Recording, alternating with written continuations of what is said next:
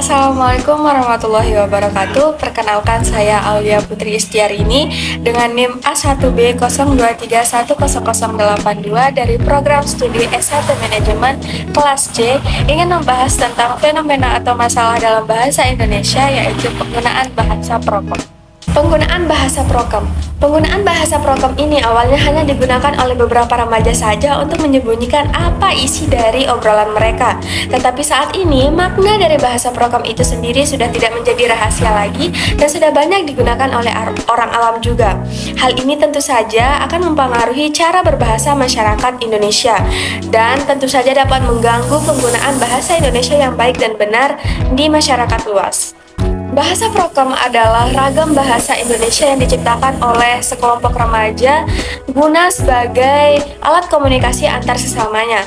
Contoh dari bahasa prokem itu sendiri, yang pertama, nyokap itu nyonya atau ibu, yang kedua, bokap itu bapak, tiga, anjay itu anjing, empat, gue itu saya, dan masih banyak lagi. Penggunaan bahasa prokem ini tentu saja dapat berdampak negatif bagi konsistensi dari bahasa Indonesia, karena banyak kata-kata asli Indonesia digantikan menjadi bahasa prokem sehingga masyarakat sendiri pun lupa akan kata-kata asli mereka.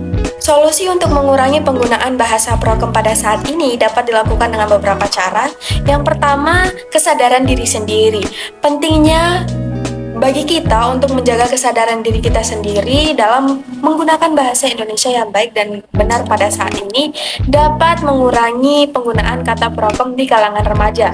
Yang kedua, melakukan pembinaan dan pelestarian bahasa. Pentingnya peran pemerintah atau kesadaran pemerintah dalam melakukan pembinaan dan pelestarian bahasa Indonesia. Yang ketiga, menggunakan bahasa Indonesia yang baik dan benar dalam kehidupan sehari-hari. Dengan kita menggunakan bahasa Indonesia yang baik dan benar dalam kehidupan sehari-hari, seperti saat berkumpul dengan teman, saat berdiskusi, saat pergi ke warung kopi, dan masih banyak lagi, itu dapat mengurangi penggunaan bahasa prokem yang saat ini marak terjadi. Dan yang terakhir itu adalah peran media.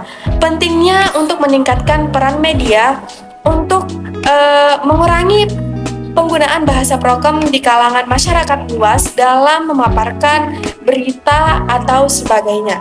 Oleh karena itu, dengan adanya fenomena atau masalah dalam penggunaan bahasa Indonesia yang baik dan benar pada contoh tersebut, kita dapat mengingatkan atau menekankan kembali apa saja peranan, fungsi, serta manfaat dari bahasa Indonesia itu sendiri.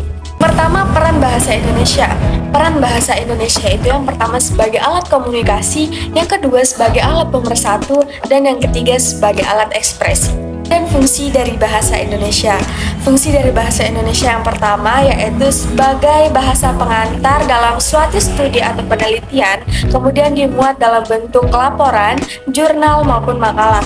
Yang kedua, untuk menghubungkan antara konsumen dengan perusahaan-perusahaan dalam kegiatan jual beli dan digunakan juga dalam kegiatan negosiasi kerjasama ekonomi. Dan yang terakhir, fungsi dari bahasa Indonesia itu sering digunakan dalam dokumentasi berkas-berkas resmi seperti peraturan-peraturan, hukum, dan surat kenegaraan tertentu. Kemudian manfaat dari bahasa Indonesia yang pertama itu untuk mengintegrasikan masyarakat yang berbeda bahasa dan kebudayaan menjadi satu. Yang kedua, untuk meningkatkan ilmu pengetahuan dan teknologi. Serta yang ketiga, untuk meningkatkan karakter bangsa melalui bahasa Indonesia, tentu saja penggunaan bahasa Indonesia yang baik dan benar. Itu saja yang dapat saya sampaikan. Kurang lebihnya saya mohon maaf. Wassalamualaikum warahmatullahi wabarakatuh.